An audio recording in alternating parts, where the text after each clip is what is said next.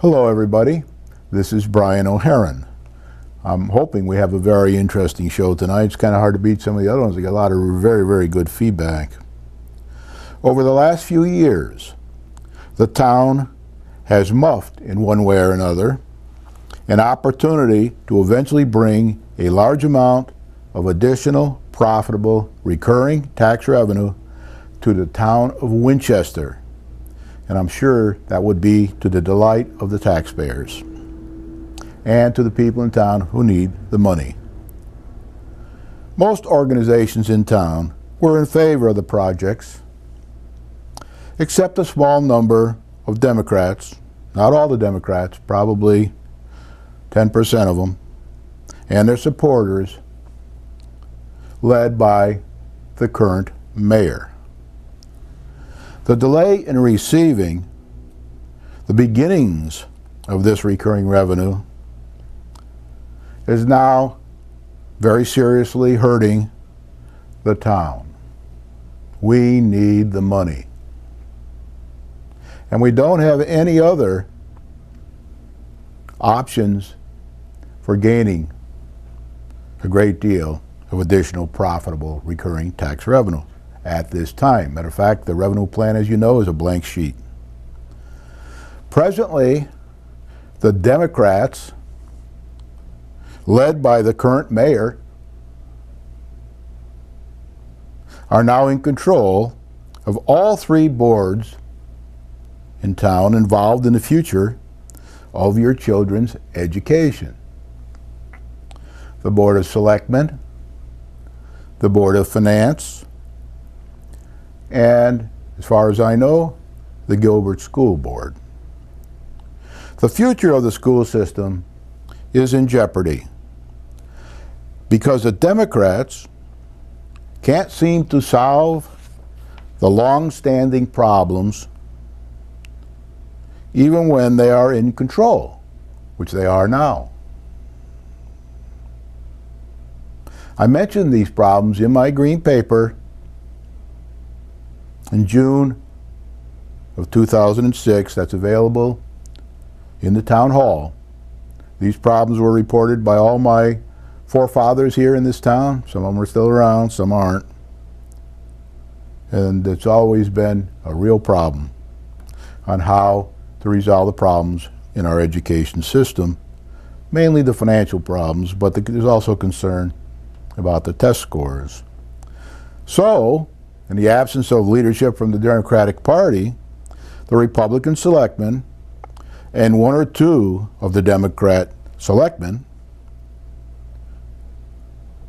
led by the former mayor and present selectman Kenneth Ricasso, have stepped in under adverse conditions in an attempt to resolve the long-standing problems mentioned in the cost-saving pages of my green papers.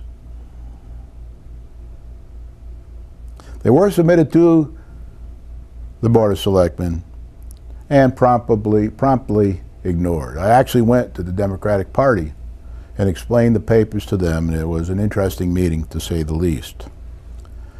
Tonight, I will be discussing their efforts in an attempt to encourage them, the Republicans, and the couple Democrats that are helping them, to continue their resolve for the good of the schools and for the good of the community. My guests tonight are a series of explosions.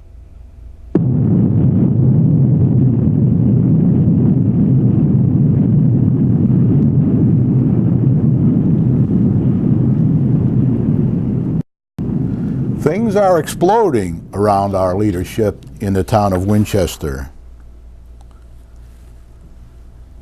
This is going to be very hard work, said town manager Wayne Dove many months ago.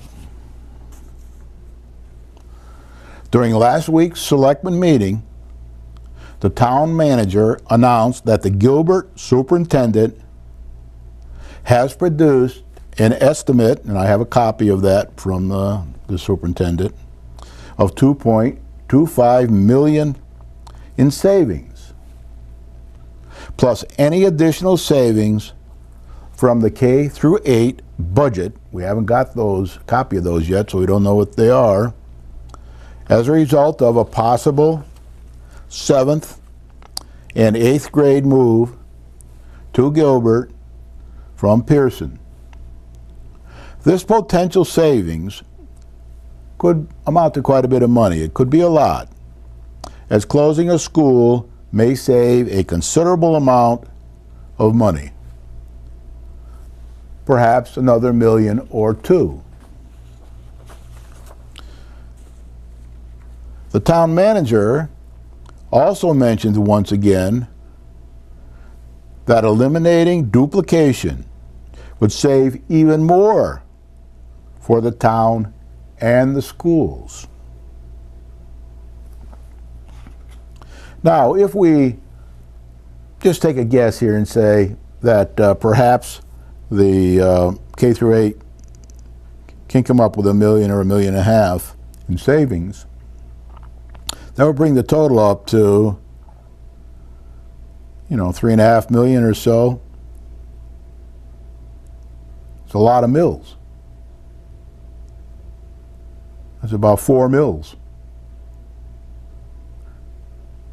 That could be used for other needs of the town once they are achieved, which will take time.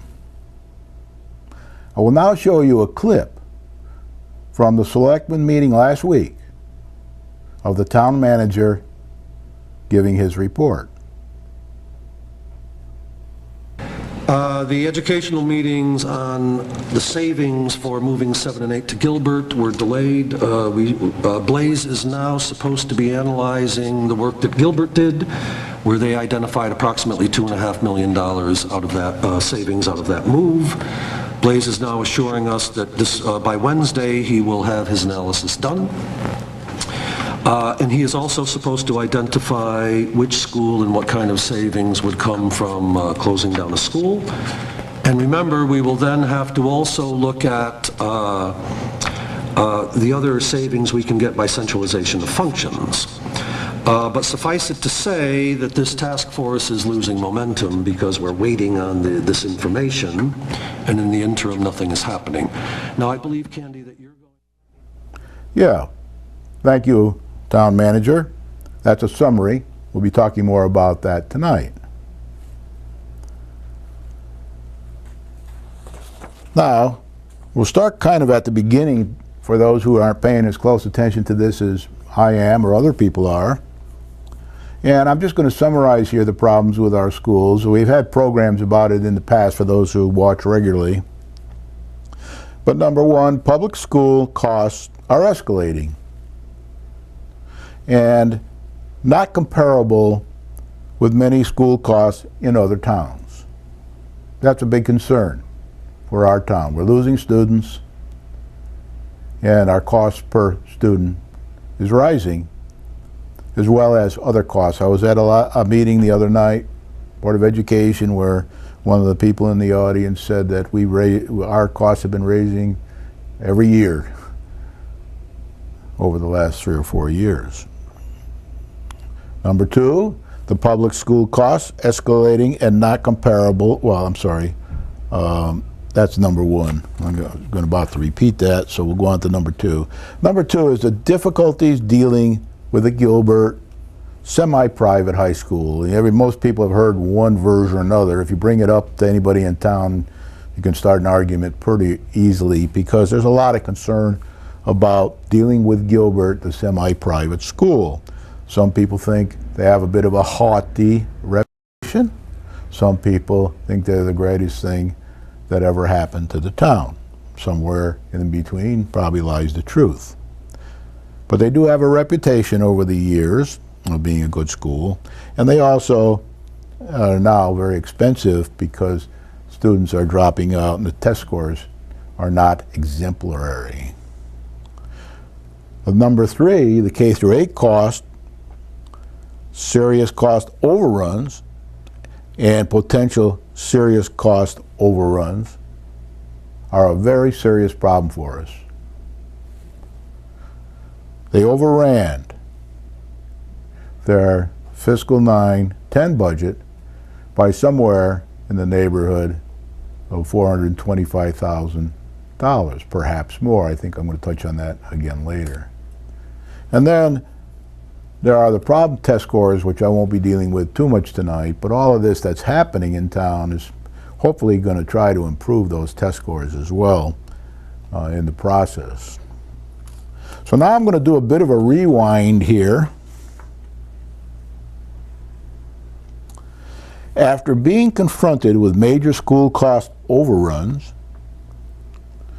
and meeting with both of the superintendents of the K-8 schools and the Gilbert School for a few weeks, many months ago, to no avail earlier in the year, the current town manager, with the backing of the selectmen / Board of Finance, they're one and the same, the Board of Education, and the Gilbert school leaders, had taken the reins of the school cost problem resolution.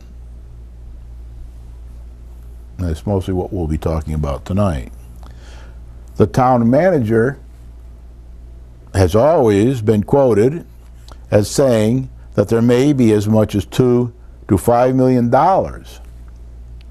to be gained by integrating the school systems, using space responsibly, and eliminating duplication between the schools and between the town and the schools. In an effort to expedite the partial resolution of the cost problem by the beginning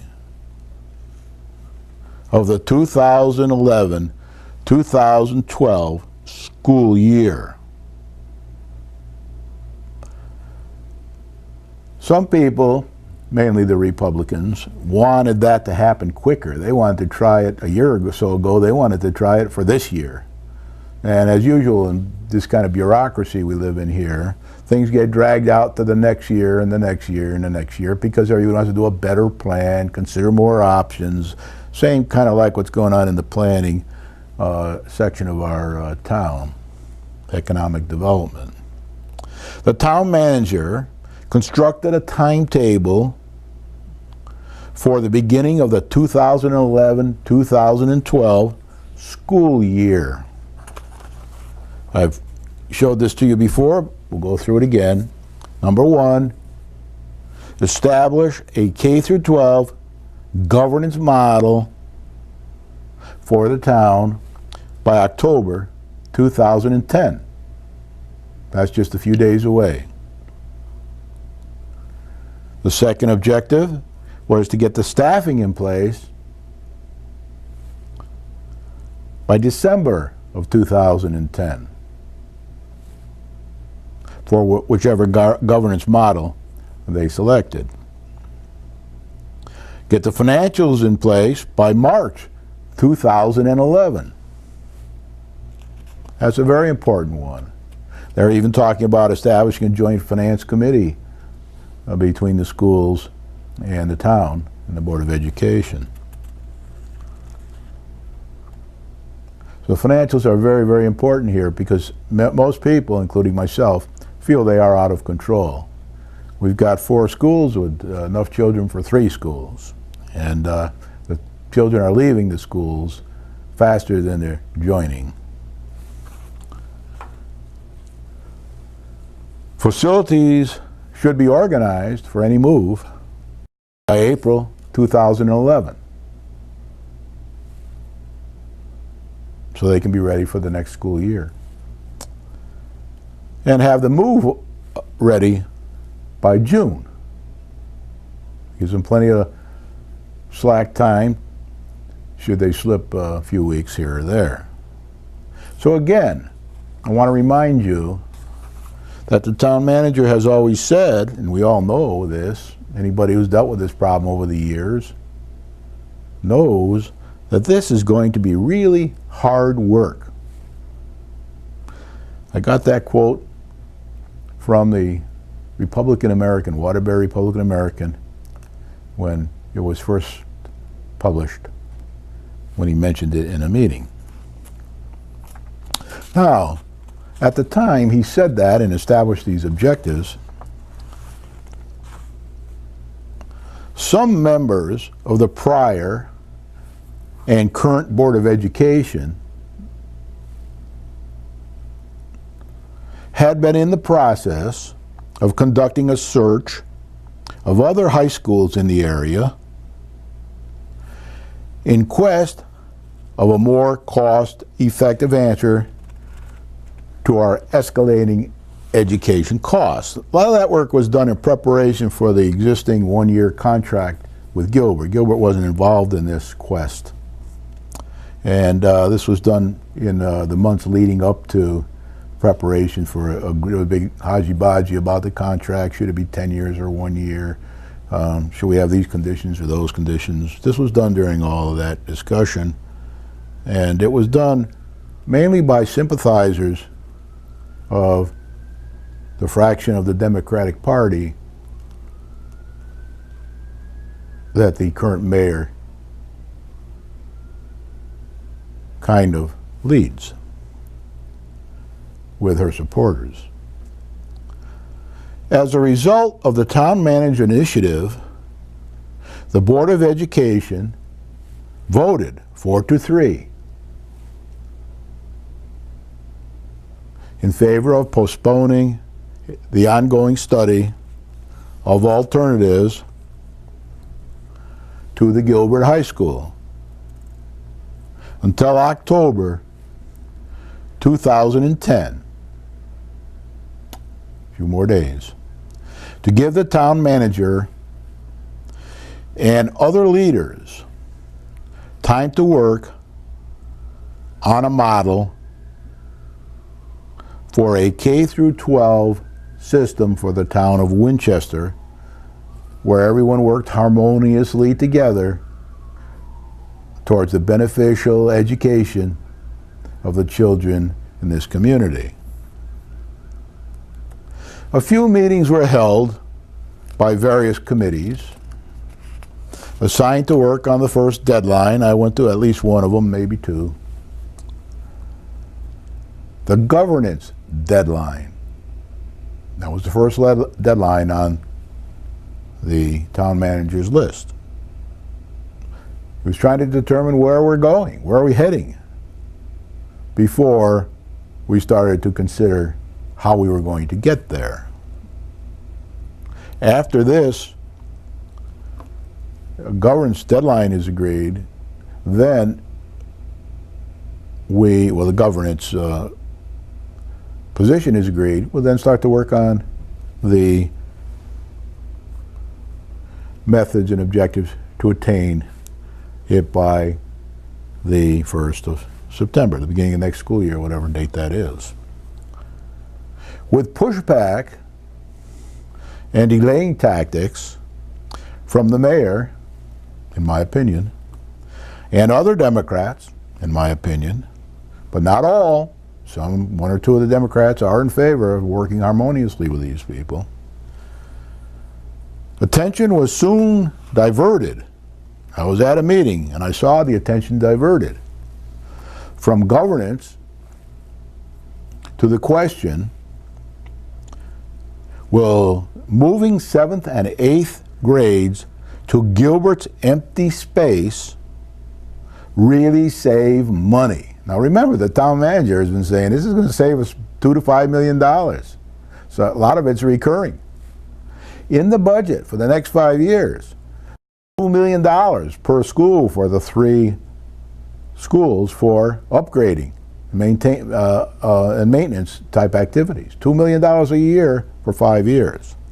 That's $10 million. Now, I don't know if that'll ever get spent, because we often do plan these things and never spend the money because we can't get the approvals. But there's gold in them thar hills.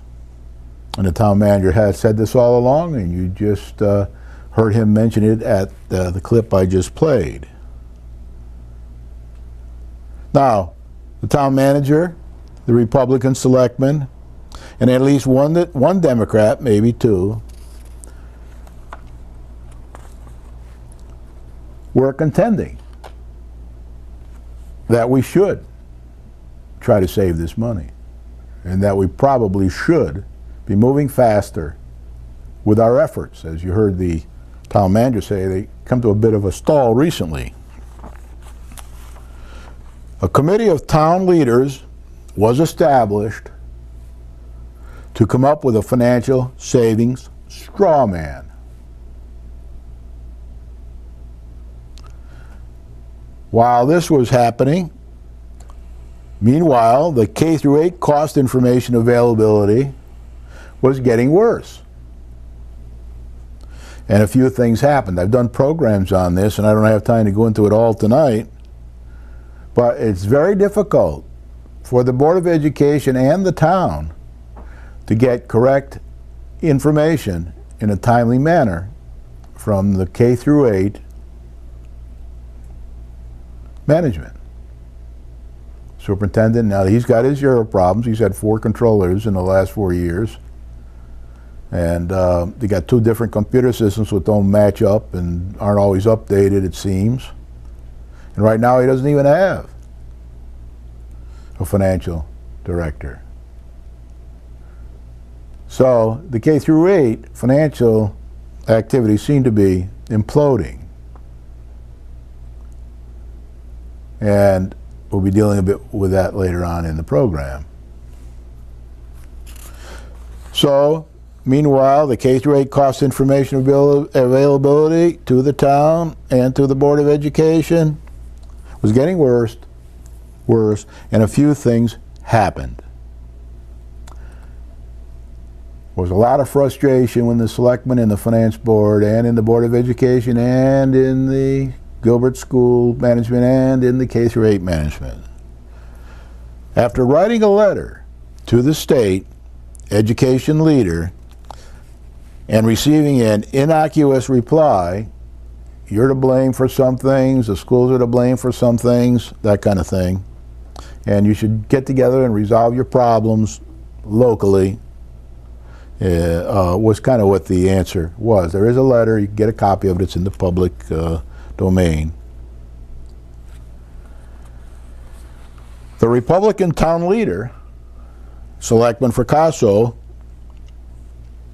asked for a meeting with the state to ask for help and guidance.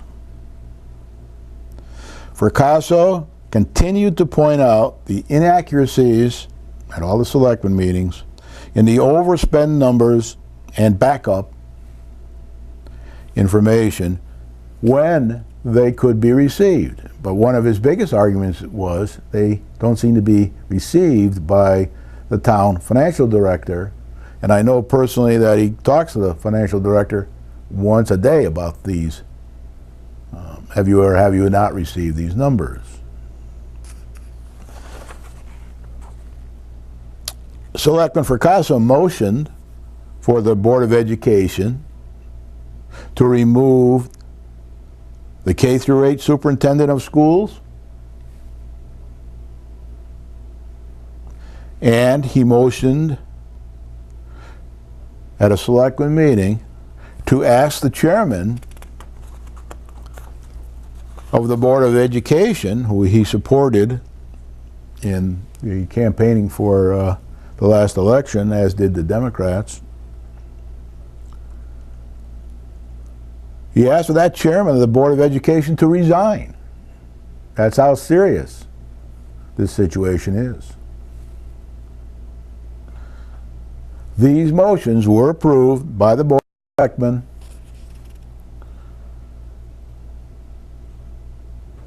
But so far, no one has been removed or has resigned to date. And as I said on previous programs, I don't expect that to happen. The superintendent of schools contract is up at the end of this school year. So he's not likely to go unless he's given a golden handshake, we call it in business. Golden handshake. Pay me for my time and go. I don't know if he's ever said that, but that's kind of, I'm sure that if that happened, then he'd probably be willing to go. But again, it's not easy to come up with $120,000 or $130,000 to buy anybody's contract out in these times. My own view is that the Board of Education chairman's heart is in the right place, but she has a lot of trouble dealing with the members of the board that were in the last administration and with the different philosophies, and the ones that were supported in the last election by the Democratic Party quietly in preference to their fellow Democrat, who is now the chairman of the Board of Education. So it gets a little complex here. A lot of hidden agendas, undertones, double speak. The availability and accuracy of the K-8 financial information continues to be problematical, to say the least. I personally go to the town financial director once or twice a week and ask him, have you received the information? And the answer is either no, or the answer is partially. But when I ask questions, I can never seem to get the answers, and there seems to be friction between the K-8 educators and the town financial director that have been going on for many, many years. Can't blame just the current administration. I've seen it now over 5 administrations. So our financial director has a hard time when he tries to help. And technically, as you know, he's not really supposed to be in there trying to help. But when it affects us and we have to cough up $450,000 or so to make up for their mistakes, it becomes a real problem for our town. The fiscal 2009-2010 overspend is thought to be in the range of $420,000. That's last year, fiscal 9-10. If not more. And the reason I say if it's not more is because there are all kinds of rumors floating around that it may be more, because we don't have the financial data in a form that can be analyzed by the town manager and the financial director in a responsible way. So that's part of the big battle that's going on right now.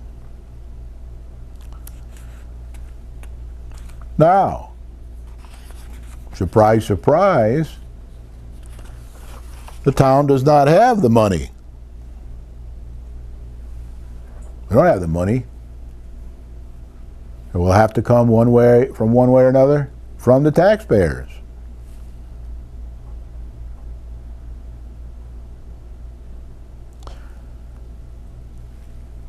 A recent referendum, just held a week or two ago, for a $2.5 million tax anticipation note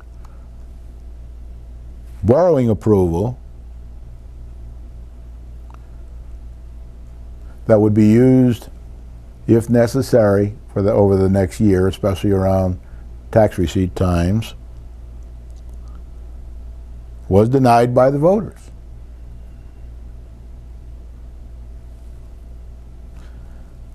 There is great feel by the town leaders that they don't want to do a supplemental tax increase. I read history books about the last supplemental tax increase, and if you want to read an interesting story, pick up the book, Damar's book, and read about that.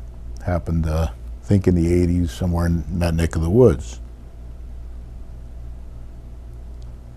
Caused a real furore in the town, so they kind of don't want to do that. But they're in a real pickle right now because they don't really know how much this overspend is. And borrow against future earnings is not always the best way to conduct responsible business, especially when you don't have the confidence of the taxpayers. It's one thing to have the confidence of the taxpayers, another thing to have a confidence, which we do have, of the lenders. If it was approved, then the lenders would give us the money. We have an excellent rating. The payment question remains open. If any of you have brilliant ideas on how to do this, my view is very simple. Let's get some more additional, recurring, profitable tax revenue into our coffers, so we don't have to spend the money in the fund balance, and we have an extra money coming in from new taxpayers to help us bootstrap out of this pickle we've been in for the last 50 or 60 years. So 2011 and 2012 and beyond, that's next, the following fiscal year, education budgets are believed to prove an even greater financial challenge for all, as K through 8 is already overspent on this year's budget, fiscal 10-11, by about $125,000, I heard at a meeting I went to the other night. Doesn't mean they won't be able to manage around it. They don't have much room for managing around it.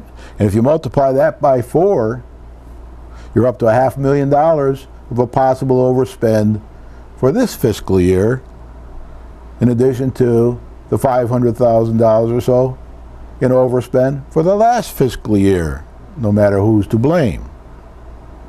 No matter who's to blame, we, the town, are responsible. The federal stimulus money is another great concern for our town, because we know that the federal stimulus money will be reduced or end eventually. I'm not going to keep getting this money that we've been getting over the last 2 years. That's just a Band-Aid. It's a finger in the dike. It will not be recurring, additional, profitable tax revenue. The town must plan for this eventuality now, as it takes an excruciating period of time in town bureaucracies to implement change.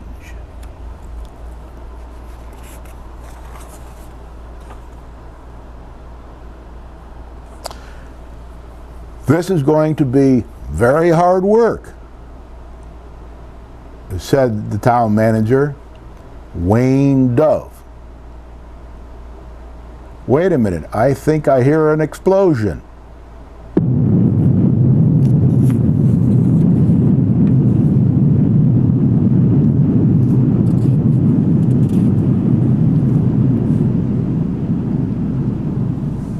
Yes, there has been an explosion in our town. Some weeks ago, in the middle of all this, a seemingly frustrated town manager stated that he will resign effective at the end of October 2010 after having served about 10 months as town manager. Now in the 60s, he served about a year and was, I guess, asked to leave or negotiated an exit from the town for reasons I don't totally understand.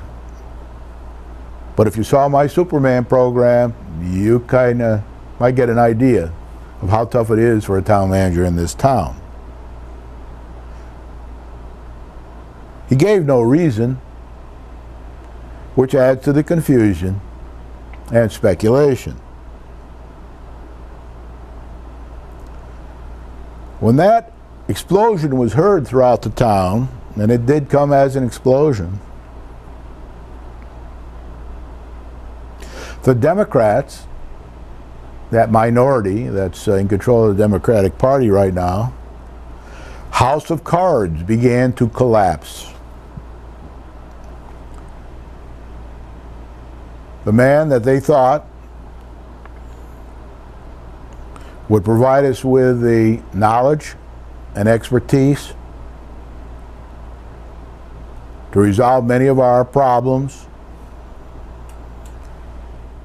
had resigned. Much confidence and impetus is rumored to be lost for achieving the important October deadline for the governance model. Now, the town manager, everybody had high expectations for him, and he got along very well, I'm sure, with the Republican Party and some of the Democrats. And he even said on this clip you saw tonight that the momentum is slowing down, but he is now a lame duck. And although he's trying as hard as he can, it's not the same. So the impetus is rumored to be lost for achieving the important October deadline for defining the governance model. As a result, the Republicans and one Democrat again, maybe a half of another Democrat, assume the lead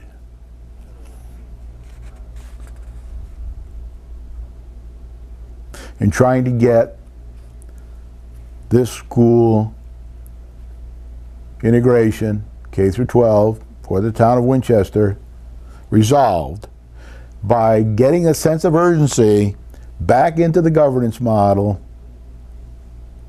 and getting it done on time. And then they'll have to make the transition from this town manager to the next and still keep up with our plans for the next school year on getting 7th and 8th grade up to Gilbert, or having a responsible alternative, which nobody sees in the cards at this time.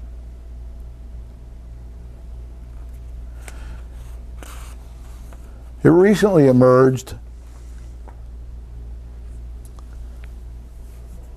that the state official's letter basically said, solve your own problems. You know, I've dealt a lot with the state unofficially about Highland Lake type problems.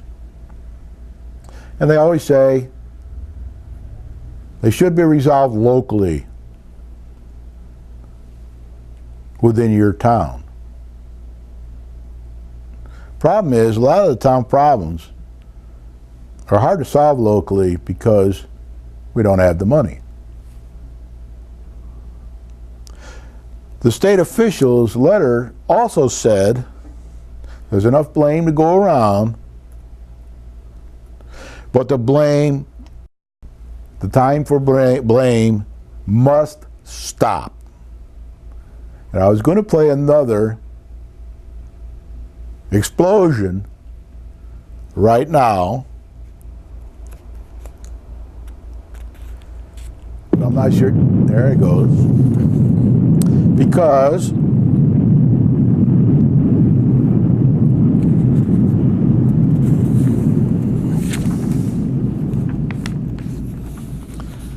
Last week or so, we had another explosion in our town that was heard throughout the town. A very big explosion. Last week, the part-time, very capable, and well-respected superintendent of the Gilbert School, Dr. Cressy, been there about 6 years, a couple days a week, $63,000 or so a year. And I think he's a capable man, said so before. Surprisingly, announced his intention to resign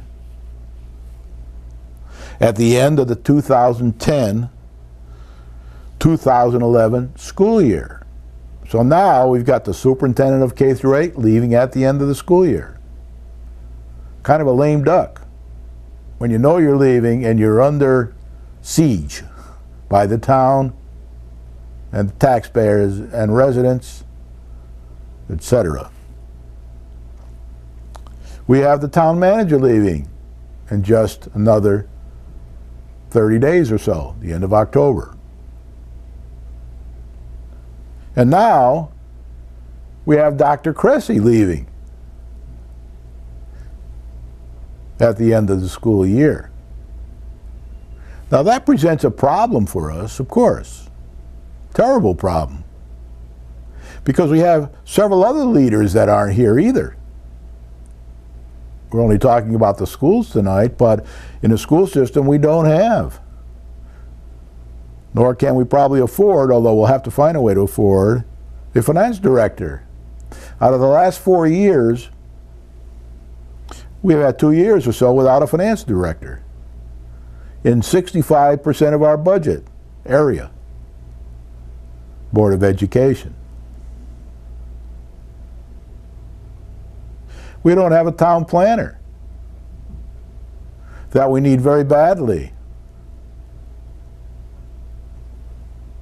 to get this additional, recurring, profitable tax revenue into town to help us solve some of these problems, 65% of them in the school system. So we've lost a very capable man. Now I must say here at this point that I've been told, and I've heard in meetings, that as controversial as Gilbert can be at times for their haughtiness, they also never overspend their budget. And they have full disclosure on their information, and they in control of that. It's available. And they're highly respected because they are financially capable. We don't always agree with their numbers. We don't like that. But we at least know their numbers are most likely correct when presented. So as a result, further confusion has reigned. Rumors of discontent were flying, and negativity was beginning to set in residents and town leaders were beginning to fear the demise of the initiatives established by the current town manager for this K through 12 integrated system over a period of time. Now, I might say to you that we have a lot of this in our town. One thing begets another. And the kind of comments that are made in the newspapers of all types, and some on television, are taken very seriously by our town residents. I found that out at a meeting the other night. They're very concerned that Gilbert's going to close its doors because of statements made by its leadership. I don't agree with that. I don't think that'll happen. Things do happen, as I said at the meeting the other night, the Board of Education meeting, in an evolutionary manner. You're not going to show up one day and find their doors shut.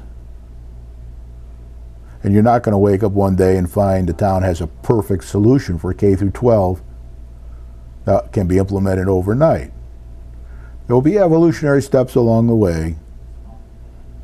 It's the way it is in life, because it's all we can afford anyway. And as I said in one of my previous shows, one bite of the apple, then another bite.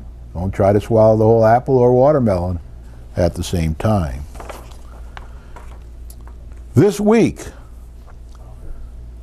after the Cressy resignation, amongst all of the bitterness, confusion, rumors, and turmoil, the Board of Education held a public special board meeting with parents of the children that are likely to be affected by any move anywhere. There's talk of moving K through 8 to Gilbert. The parents raised questions at the meeting of, what about if we move some to move them all to Torrington? They weren't in favor of that at all. What happens if we move a few here and a few there and a few elsewhere? And it got to be very complex. So it does look like the K through 8 Gilbert option, we're running out of time right now for any other short-term options, and we do have a sort of Damocles hanging over our head with this budget overspend and possible future budget overspends in 65% of our budget. The town budget seems to be more under control, and there were no real overspend in the last fiscal year.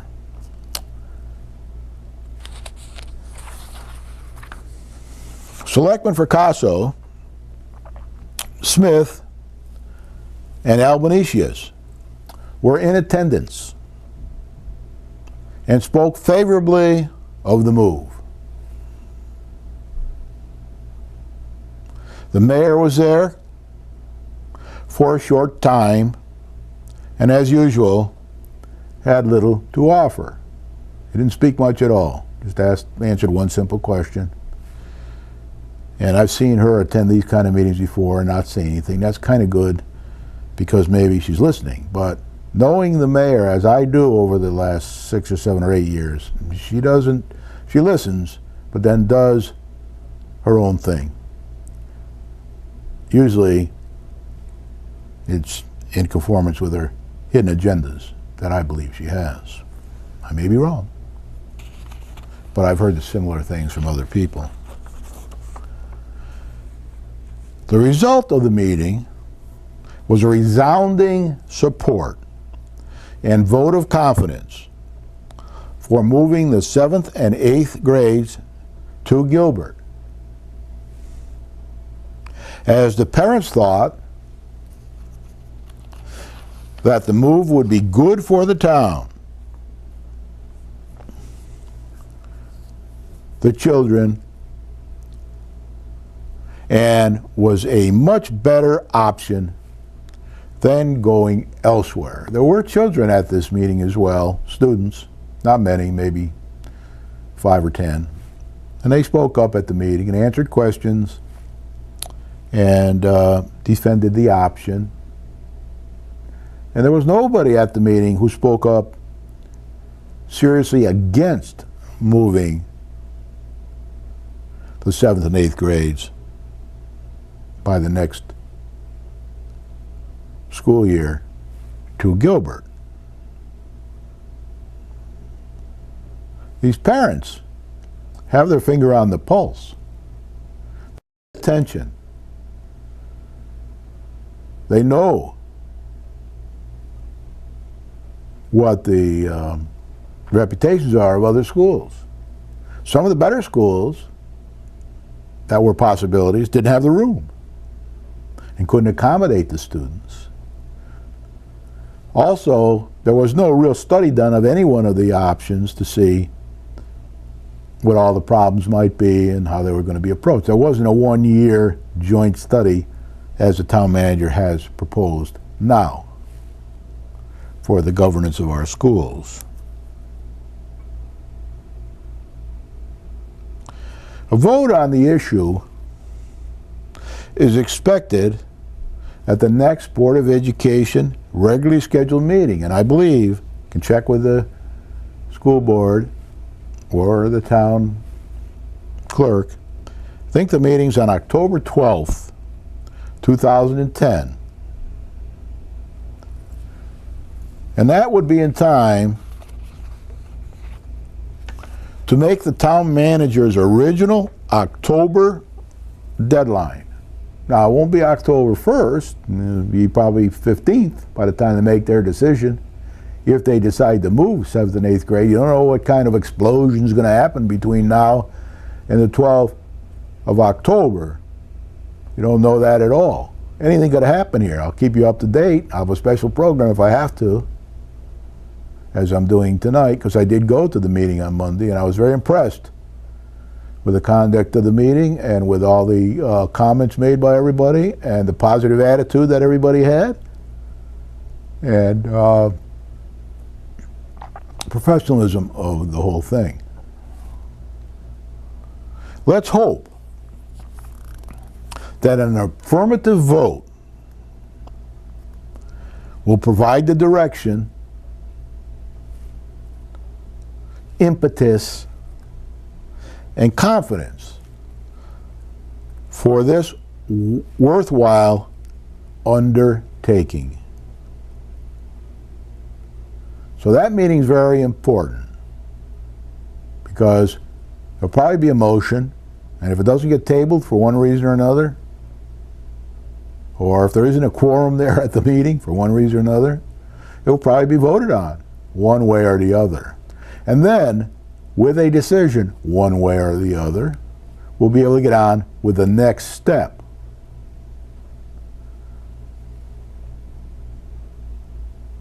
And I think you'll find that for the next year or so, at least until the next election, that these Republicans and one or two of the Democrats will have to take the lead and drive this to make it happen. The new town manager, we haven't even found one yet. We got a couple of superintendents of schools that are lame ducks. Now I know they'll try their hardest, but it's not the same as having to live with the result of your decisions after the year is over. And of course, it'll take the town manager, I've talked enough about town managers on this program for you to understand, it'll take the town manager a year to get up to speed and figure out who's who and what's what, and who's bluffing and who's truthful, and who's got a good idea and who's just trying to pull the wool over your eyes, and who says one thing and means another, who says one thing and does another, who says one thing and means it, who rolls up their sleeves and is willing to help, and who offers help but doesn't come through. So it's very complex. You saw my Superman show, you know how complex it is. Become a town manager in the town of Winchester. With that, I'd like to show another clip. Karen Beadle at the selectmen meeting. Move to direct the town manager to secure all financial records, including but not limited to the budget expenditures, transfers, and deposits, daily accounting logs, grant intake, and expenditures and transfers of all paperwork associated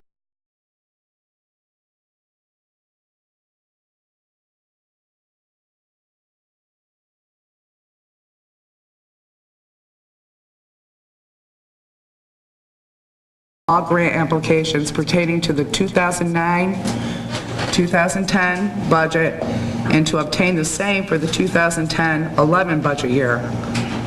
All paper copies and passwords to gain access to a read-only and report order and status will be immediately given to the Town of Winchester Data Process Department, i.e. Mark Douglas. That's my first motion.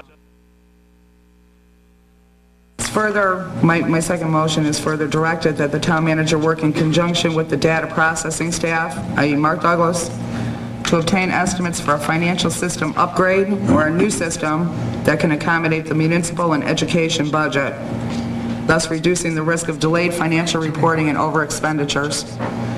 Upon receipt of estimates, it is further directed that this information be supplied to the Board of Selectmen and placed on an agenda for possible discussion and action, possible action.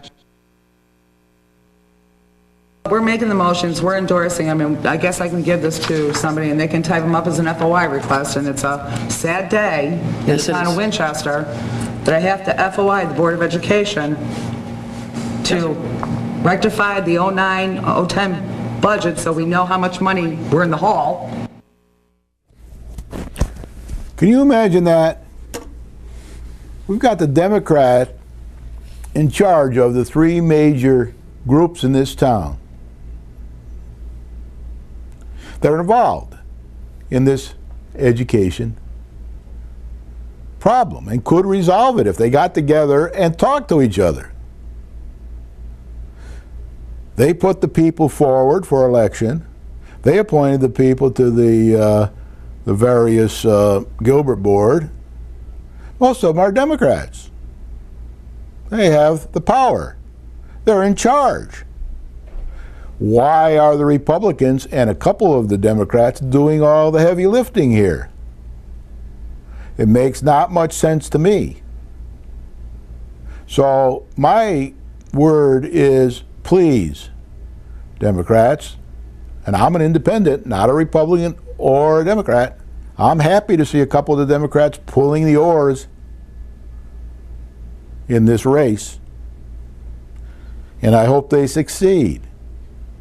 And if they do, I will encourage you to vote for them in the next election. I didn't in the last, but some of them look like they might have some guts here and might be fiscally responsible. So I would like to see the Democrats get together, hold a meeting amongst themselves, and let's get going here. Let's get these problems resolved. A new K-8 school that costs $100 million and is preferably located on a developer's 600 acres down along the Enterprise Corridor is not the answer we need right now. It may be a great answer for 20 years from now as we evolve towards it, but it's not going to help us in the next 6, 12, 18, or 24 months. So please, let's get going. And I want to say to the Republicans and a couple Democrats that are pulling on these oars and leading the way, both on the school issue and on the revenue issue. The Republicans are also pushing, with some Democratic help, for more profitable, additional, recurring revenue for our town to help us get through any other catastrophe that we have while we're solving this one. With that, I thank you very much. Let's look forward to the October 12th decision, hopefully, meeting, and that we can get on with the next step in integrating these schools and saving somewhere between $2 and $5 million, a great deal of it recurring. Good night.